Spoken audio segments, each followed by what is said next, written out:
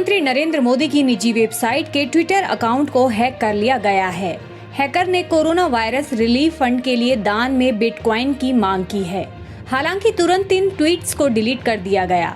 प्रधानमंत्री मोदी की personal website के ट्विटर अकाउंट पर हैकर ने लिखा, मैं आप लोगों से अपील करता हूं कि कोविड-19 के लिए बनाए गए प्रधानमंत्री नरेंद्र मोदी रिलीफ फंड में दान करें। एक अन्य ट्वीट में हैकर ने लिखा, यह अकाउंट जॉन विक ने हैक किया है।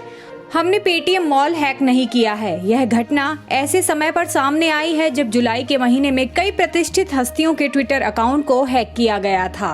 बता दें कि प्रधानमंत्री मोदी की निजी वेबसाइट के ट्विटर अकाउंट के 25 लाख से ज्यादा फॉलोअर्स हैं। गुरुवार को ट्विटर ने पुष्टि करते हुए कहा कि भारतीय प्रधानमंत्री नरेंद्र मोदी की निजी वेबसाइट के एक खाते को कई ट्वीट्स के साथ हैक किया गया।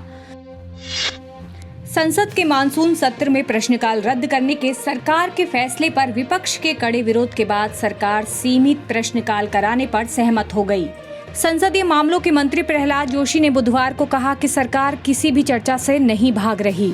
सरकार अतारांकित प्रश्न लेने को तैयार है। बता दें कि कोरोना महामारी को देखते हुए मानसून सत्र में प्रश्नकाल स्थगित करने के फैसले की विपक्ष ने कड़ी आलोचना की है। कांग्रेस सांसद शशि थरूर ने इसको लेकर सरकार से स्पष्टीकरण मांगा है। उन्होंने कहा, मैंने 4 महीने पहले ही कहा था कि सत्ताधारी नेतृत्व कोरोना महामारी के बहाने लोकतंत्र और मतभेद को दबाने की कोशिश करेगा। हमें सुरक्षित रखने के नाम पर इसे किस तरह न्यायोचित ठहराया जा सकता है। सरकार से सवाल पूछना संसदीय लोकतंत्र के लिए ऑक्सीजन है। उन्होंने कहा कि सरकार ने संसद को महज एक नोटिस बोर्ड जैसा बना दिया है और जो भी पास कराना हो उसके लिए प्रचंड बहुमत को रबर स्टैंप की तरह इस्तेमाल कर रही है। मानसून सत्र 14 सितंबर से 1 अक्टूबर तक चलेगा। लोकसभा और राज्यसभा की अधिसूचना के मुताबिक इस सत्र में प्रश्नकाल नहीं होगा। निजी बिल भी पेश करने की अनुमति नहीं होगी। वहीं शून्यकाल को घटाकर आधा घंटा किया गया है। कांग्रेस के पूर्व अध्यक्ष राहुल गांधी ने बृहस्पतिवार को अर्थव्यवस्था के मुद्दे पर अपनी वीडियो सीरीज का दूसरा हिस्सा जारी किया। इसमें उन्होंने केंद्र सरकार को नोटबंदी के मुद्दे पर घेरा और इसे गरीबों के खिलाफ लिया गया फैसला करार दिया। राहुल ने कहा कि नोटबंदी से केवल अमीरों को फायदा मिला है। नोटबंदी हिंदुस्तान के गरीब, किसान, मजदूर पर आक्रमण था। 8 नवंबर की रात को 8 बजे प्रधानमंत्री नरेंद्र मोदी ने 500 व 1000 के नोट बंद कर दिए, जिसके बाद पूरा देश बैंक के सामने जाकर खड़ा हो गया। उन्होंने पूछा कि क्या इससे काला धन मिटा? क्या लोगों को इससे फायदा हुआ? दोनों के ही जवाब नहीं है। पहला सवाल, काला धन मिटा? नहीं।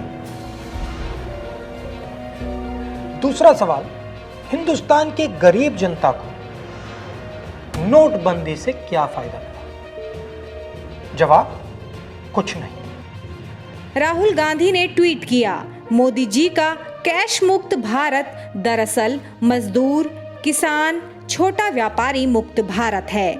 जो पासा 8 नवंबर 2016 को फेंका गया था, उसका एक भयानक नतीजा 31 अगस्त 2020 को सामने आया।